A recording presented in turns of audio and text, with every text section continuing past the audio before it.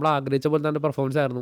ഒരു 50 അല്ലെങ്കിൽ അതിന് മുകളിലോട്ട് എത്തിയില്ലെങ്കിൽ പോലും വളരെ ഇൻറ്റൻറ്റോട് കൂടി തന്നെ തുടക്കത്തിൽ തന്നെ ഒരു T20 ബാറ്റർ അല്ലെങ്കിൽ T20 ഓപ്പണർ എങ്ങനെയാണ് ഇന്നിംഗ്സ് സ്റ്റാർട്ട് ചെയ്യേണ്ടത്, അതുപോലെ തന്നെയാണ് ഇന്നലെ അദ്ദേഹം അഭിഷേക് ശർമ്മ ഇന്നിംഗ്സ് തുടങ്ങിയത് തന്നെ. യാൻസനെതിരെ മനോഹരമായ ഒരു സിക്സ് അടിച്ചുകൊണ്ടാണ് സഞ്ജു തുടങ്ങുന്നത്.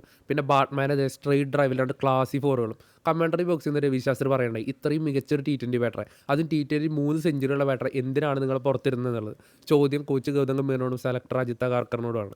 മനോഹരമായി തന്നെ അദ്ദേഹം തുടങ്ങുന്നു. അദ്ദേഹം അഭിഷേക് ശർമ്മയും ആദ്യത്തെ 6 ഓവറിൽ ടീമിന് 60+ റൺസ് എത്തിക്കുന്നു. സഞ്ജു പുറത്താകുമ്പോൾ ടീമിൻ്റെ സ്കോർ 9 ഓവറിൽ 98 റൺസാണ്. അതായത് ഒരു T20 ബാറ്റിംഗ് എടുക്കുന്ന ടീമിന് വേണ്ട ഒരു കൃത്യമായിട്ടുള്ളൊരു സ്റ്റാർട്ട്.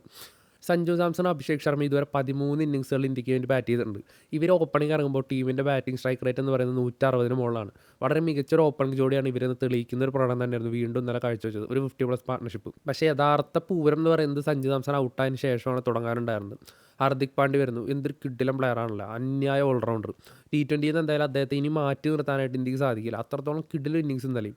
യുവരാജ് സിംഗിന് ശേഷം ഏറ്റവും വേഗത്തിൽ അർദ്ധ സെഞ്ചുറി നേടുന്ന ഇന്ത്യൻ ക്രിക്കറ്ററായിട്ട് അദ്ദേഹം മാറിയിരിക്കുകയാണ് T20. 16 ബോളിൽ നിന്നാണ് അദ്ദേഹം ഇന്നലെ 50 അടിച്ചത്. അതും അദ്ദേഹവും തിലക് വർമ്മയും കൂടിയിട്ട് ഏകദേശം 7 ഓവറിൽ നിന്ന് 98 റൺസാണ് ഇന്നലെ അടിച്ചു കൂട്ടിയത്. ആ ഒരു ഇന്നിങ്സിൻ്റെ അല്ലെങ്കിൽ ഇന്ത്യൻ സ്കോറിൻ്റെ ഒരു അടിത്തറ എന്ന് പറയുന്നത് തന്നെ അവരുടെ ഒരു പാർട്ണർഷിപ്പായിരുന്നു.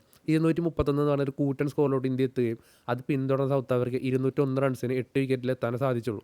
ബോളിങ്ങിൽ വരുൺ ചക്രവർത്തി 4 വിക്കറ്റ് എടുത്തെങ്കിൽ പോലും ബുംറയുടെ ഒരു ഇമ്പാക്റ്റ് എടുത്ത് പറയണം. 4 ഓവറിൽ വെറും 17 റൺസ്. വരുൺ ചക്രവർത്തിക്ക് 50 മുകളിൽ റൺസ് വഴങ്ങിയപ്പോഴാണ് ബുംറയുടെ ഈ ഒരു എക്കണോമിക്കൽ ബോളിംഗ്.